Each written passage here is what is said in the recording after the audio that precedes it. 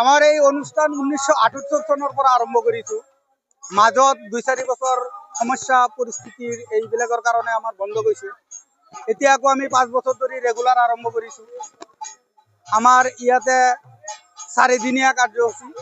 19 তাৰিখ আমাৰ পানী তোলা উদ্বোধনী যিটো কাৰ্যসূচী সেইটো হৈছে 19, 20, 21, 22 4দিনীয়া কাৰ্যসূচী।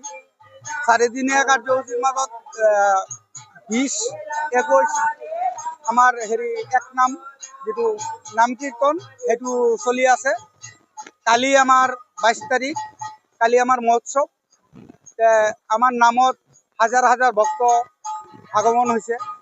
তেওঁলোকে নাম শুনিছে, প্ৰসাদ গ্ৰহণ কৰিছে।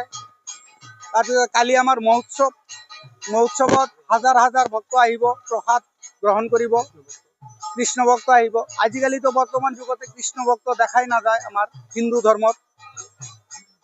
তথাপি আমি যিখিনি পাৰোঁ আৰু ৰাইজৰ সহযোগত আমি এই মহা উৎসৱ আমি ধৰি ৰাখিছোঁ। আমাৰ ইয়াতে আপোনাৰ পশ্চিমবংগৰ পৰা আহিছে, কোচবিহাৰৰ পৰা আহিছে, শিলিগুৰিৰ পৰা আহিছে, নদিয়াৰ পৰা আহিছে, স্থানীয় আছে পাৰ্টি। উদ্দেশ্য মানে কি চাওক হা, আমাৰ কৃষ্ণ নামটো যে আছে, কৃষ্ণ নামটো মোটামুটি বিলুপ্ত। আমাৰ আধুনিক প্ৰজন্মই কৃষ্ণ নামটো ল'ব নাজানে ক'ব গ'লে। আমি আপোনালোকে জানে চাগে সুনীতা উইলিয়ামছন আজি 2 দিন আগতে আহিছে স্পেচৰ পৰা। তো তেখেতে স্পেচত থকা কেইদিনো হাতত তুলসী মালা আৰু আপোনাৰ গীতা, ভগৱান কৃষ্ণ, গণেশৰ মূৰ্তি লৈ তাতে আছিলে।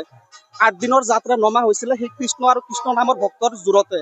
তো সেইবিলাক পৰা আমি শিকিবলগীয়া বহুত আছে। তো সেইবিলাক আজিৰ দিনত বিলুপ্তিৰ পথত। তো তাৰে পৰা আমি প্ৰচেষ্টা চলাইছোঁ যাতে এইটো অব্যাহত থাকে। তো সেয়াই আৰু মানে।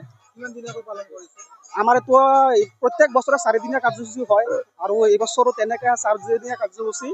19 তাৰিখৰ পৰা আমাৰ আৰম্ভণি হৈছে। 19 তাৰিখে পানী তোলা পৰ্ব আছিলে। আজি আমাৰ 3য় দিনা আৰু অহাকালি অন্তিম দিন। তো 4দিনীয়া কাৰ্যসূচী আছিলে। আমাৰ পশ্চিমবংগ আৰু আমাৰ স্থানীয় আছে। পশ্চিমবংগৰ 3টা দল, স্থানীয় 2টা দল। তো মুঠ 5টা দল আছে ইয়াতে কীৰ্তনৰ। আমাৰ ইয়াৰ স্থানীয় 2টা আছে।